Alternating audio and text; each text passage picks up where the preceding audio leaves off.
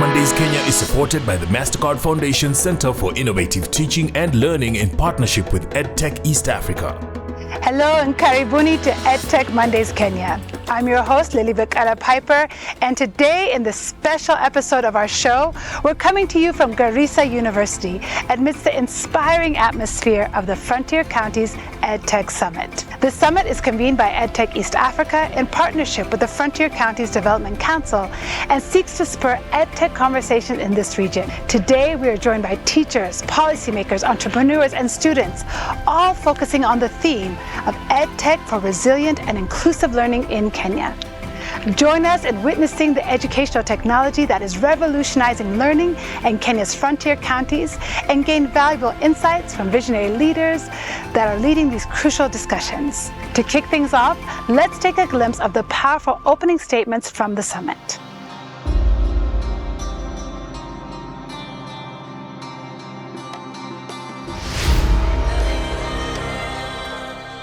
Karibuni, Garissa.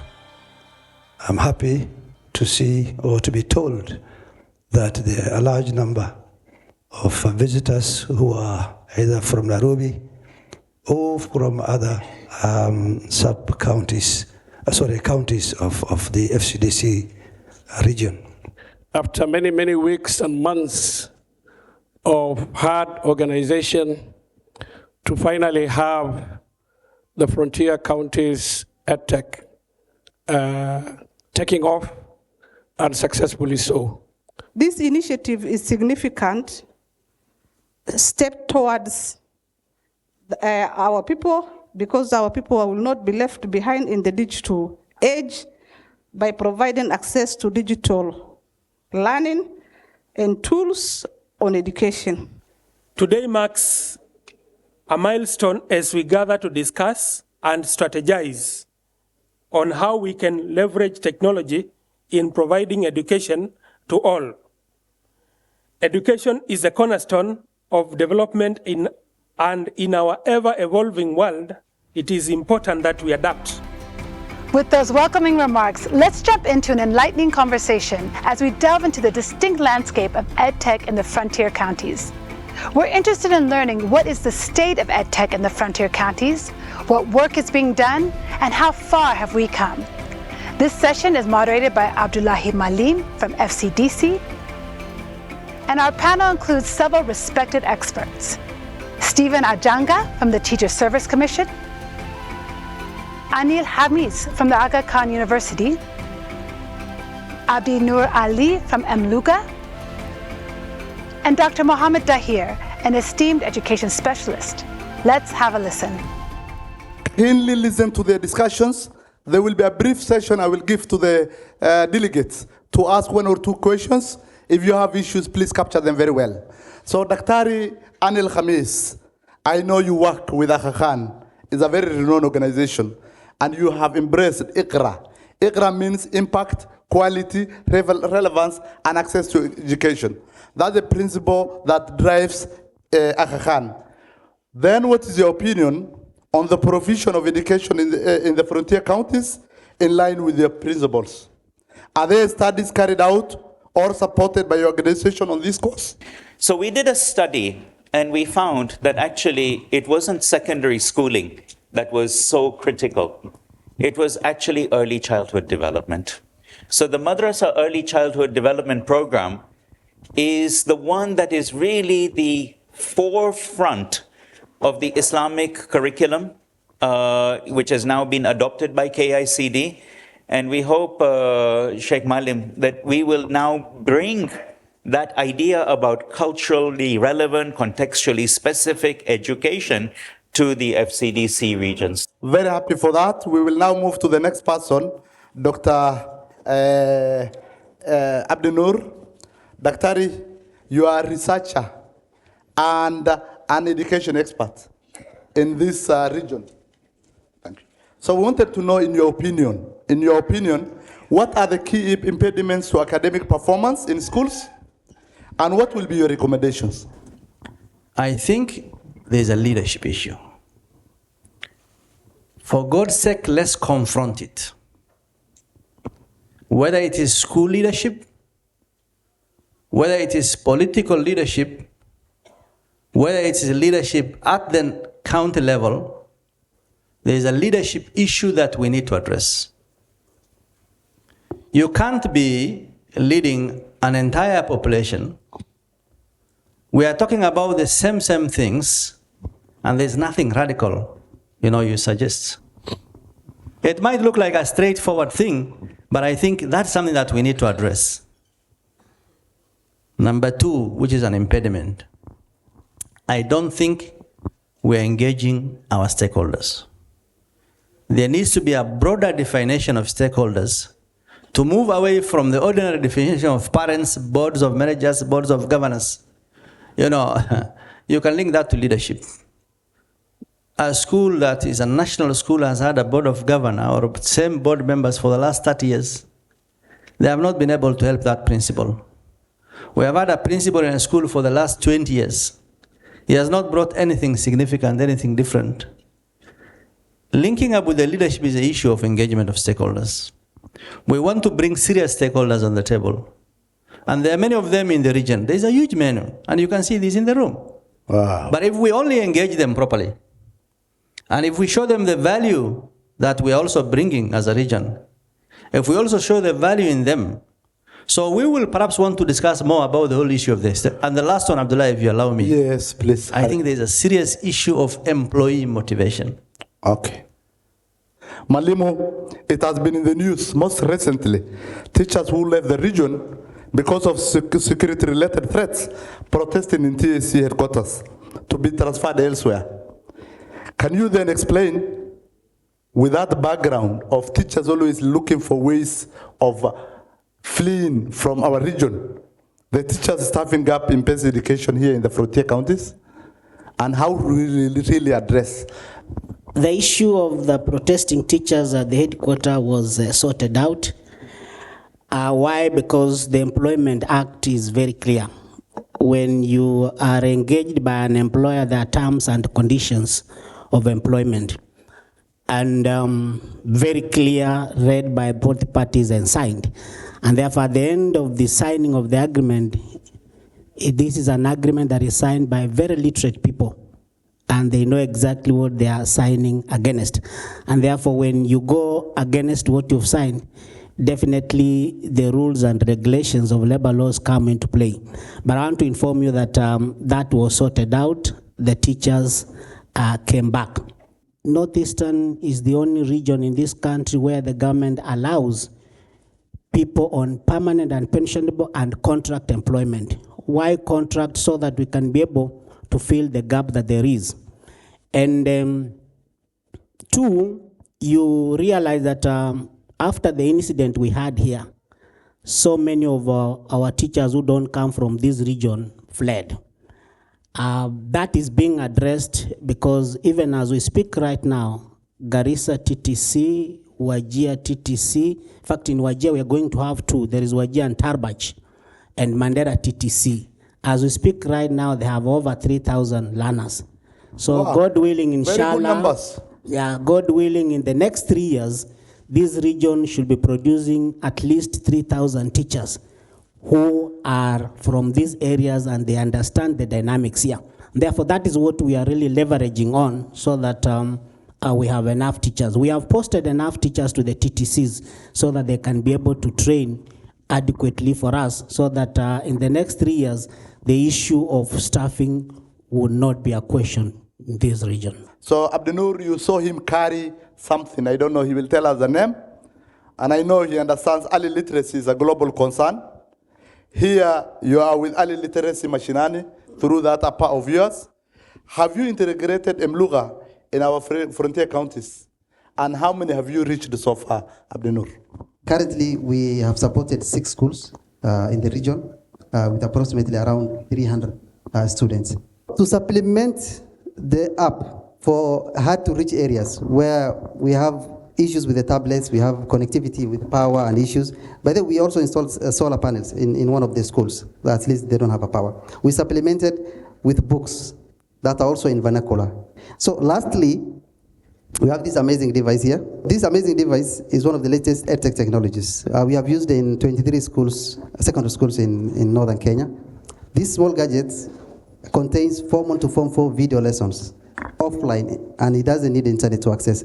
So it's it's a local LAN. When you switch on, it can be accessed by 100 users with 100-meter radius.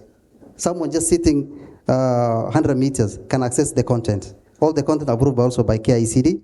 So the lack of teachers can be, there's a remedy for that, and also to improve the quality of education and also performance. So this is also Elimu Mashinani. It was well used in the North. Thank you. So as stated earlier, I will allow for about 3 questions, whether they are general or directed to an individual, before we go to the second cycle. The gadget you have shown from EdTech, is it 100 meters, just like that, or 100 meters, square meters to reach the target? I just find myself wondering how you went about implementing that digital use in training and teaching. How come you're only in 6 schools in the region? So I'm just reiterating that question. And beyond the north and northeast, I've heard that your app is also catering to other communities. Where else in the country are you? And how can we support you getting to even more learners? The app supports 19 Kenyan languages. We have Nandi, we have Tugen, we have Kamba, we have Kikuyu, and they have thousands of downloads in every language. But remember, the app is an app. It needs other supporting aspects. You need gadgets. You have technological know-how. You need to train the teachers. So we also have the digital literacy program where we have laptops, tablets in our schools, in very remote schools where even the number of tablets are even more than the number of learners. And that's why now the national government will come in, because those tablets don't have a content. And that's why I come in as a content provider. The target schools, and I know my friend Shiko asked, why 6 schools? I don't have money.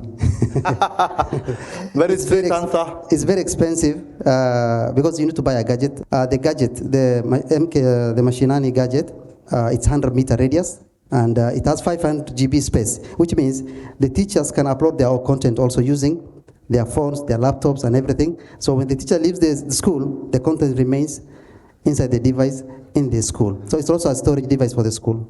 You have talked of this issue of lack of stakeholder engagement as point number 2, about POMs staying in a school for over 30 years without anything.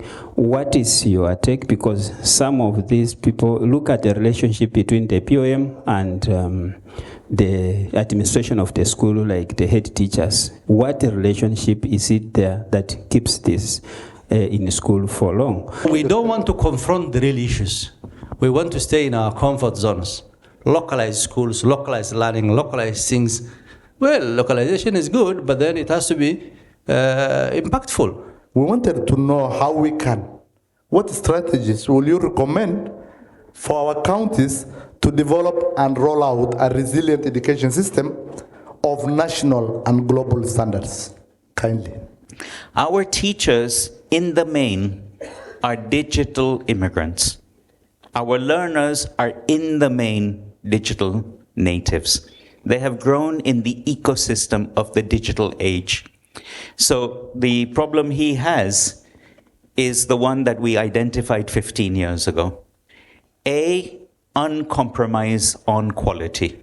So he cannot do more than 6 schools if he is going to have quality. And secondly, teachers are your most important agents of change. Leadership is important. Thank you. Leadership is important, but teacher development is important. Now, my final point, we actually need to teach children how to manage their teachers. Let me stop there. This crucial and much-needed discussion lays the foundation for our upcoming segment, which brings to light the pressing issue at hand, serving our out-of-school learners. In 2021, it was reported that over 1 million learners were not in school in the 10 frontier counties. The children education program is up to grade 2. We are doing this because we want to encourage learners to transit to formal primary schools. And that is what we have been doing all along. We mobilize and carry out the enrollment drive to bring children back to school, prepare them, and transit them to the nearest mainstream primary school where they can learn with their peers. And that's our main target. It's like more of a feeder schools. And that's what we are doing at Save the Children. We prepare, we mobilize, bring them back to school, ensure they are competent in terms of numeracy and literacy, and then transit them to mainstream primary schools where they can learn with their peers of the same age. We realize these children are dropping out of school for economic reasons. They may not be able to get cater for the cost of educational materials. And one thing Save the Children is doing is providing free educational materials for all children enrolled in our programs. And this, lifts the burden from the parent. When a parent cannot, has the responsibility of providing books and everything for the child, that parent is overburdened. So Save the Children is doing everything for the child when that child is admitted in the schools. The other thing we are doing is community sensitization. We have monthly coordination meetings. In fact, it's school-based, coordinated by the respective education officers, and we meet with the parent on monthly basis on the importance of education and how to enroll children back to schools at all times, even when there is no disasters like droughts and the floods. So those are some of the interventions that the children is doing. This tablet is called LFA, Library for All. And for us who can get access to internet, if you go to Play Store, you can get this app through Play Store. It is LFA, or Library for All. I tell you, this is one of the best applications that is run internationally because it has content that run from preschool level to university. Due to the fact that the content can be downloaded, we normally encourage the teachers to have the capacity building, which we normally do regularly, that makes them be conversant with the system. This one makes them, even without the maybe PP1A is doing the integration, the PP2B, it can also do the same integration, but using the teacher's gadget. That's one way. Secondly, we have pamphlets. Oh, sorry, I've kept it there. That has which has detailed information of all the content that is in that tablet. So it means that in the absentia of the tablet, the teacher is also able to use the pictures to show the learners what is there and also help the teacher to be conversant with the system. Due to maintenance, you understand that it is a bit expensive, but we have books that support the same. Then lastly, you find that when the teacher is empowered, the learners will also be empowered. So I'll encourage other developers that let's not look at the limitations. Let's look at the impact onto which these learners are getting when they use this technology. Technology is the only way that will make the learner in a refugee setup whereby they live alone internet. Even food is a problem. That one day their future is just based on that through the digital literacy, in that they can go online or use the offline version and then they learn. Fostering accessible education for out-of-school learners is crucial, especially in the frontier counties of our nation. The impactful work of groundbreaking EdTech visionaries in the region is creating new ways to learn and pathways to success for countless students. Stay tuned to hear from Abdi Nur Ali of Mluga, James Onganga from Loho Learning, David Osinya representing Kilimanjaro Blind Trust Africa, and Edward Joho from Zaraki. All four visionary EdTech leaders who will give us a picture of what it looks like for innovators to create products that support learning resilience. If I look at it from a maybe historical perspective, COVID-19 gave us new challenges, and we realized that something can happen that will make learning impossible in a classroom, or bringing people together can become a challenge. So I think that innovators should come up with technologies or tools to help that in an eventuality, God forbid, such a thing happens again, education is not suspended, because education is something that is lifelong and we need to have it for continuity. So we need to be so innovative and come up with ways whereby we can support learners, or we can support educators in each environment, whatever circumstances, so that there's nothing that can disrupt learning in a real or day-to-day basis. Make sure when you are innovating, the innovation should be homegrown solutions, not an imported solution from somewhere else, because local solutions need local problems need local solutions. And as you're aware, the COVID-19 happened, and no one was even prepared. Even the governments, the biggest government, were not prepared. Parents were not prepared. Learners were not prepared. So it's good to innovate, the innovators, to come up with resilient ways of continuing learning during that kind of disruptions.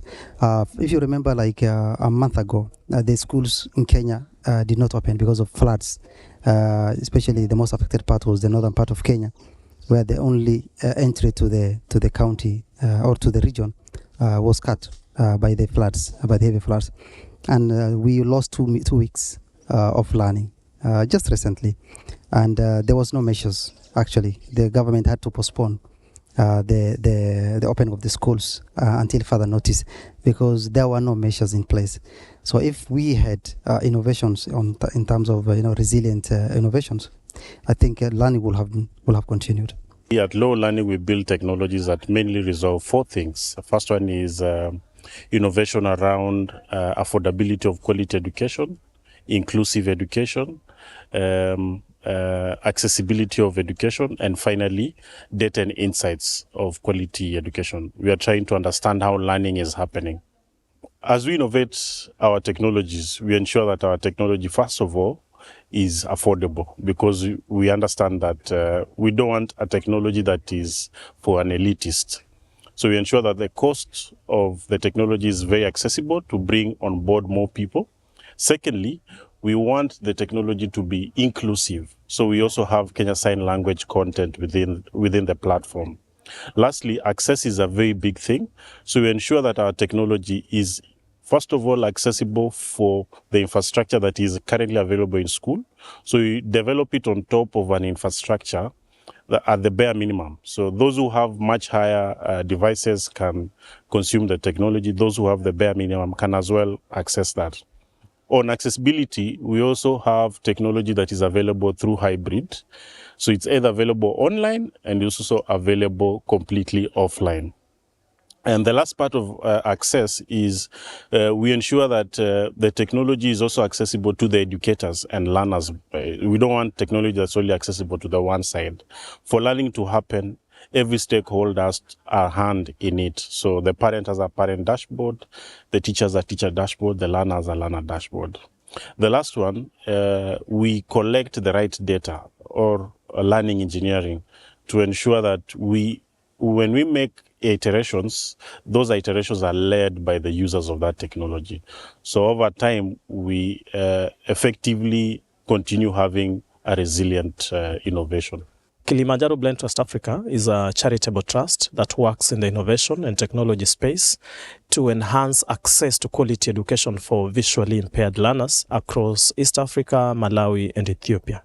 So one of the things that actually Kilimanjaro does is ensuring that there is availability of content in the digital devices that visually impaired learners are using, such that in case there is any disruption, they are able to access the content, whether in school or even at their homes. So we provide content in all the devices that we donate to the schools, so that we ensure that there is a continuity in terms of access to the content that learners may need at one point or the other. There were numerous inspiring, insightful, and thought-provoking conversations shared during the Frontiers EdTech Summit. Let's get a quick summary of the main takeaways from this important gathering.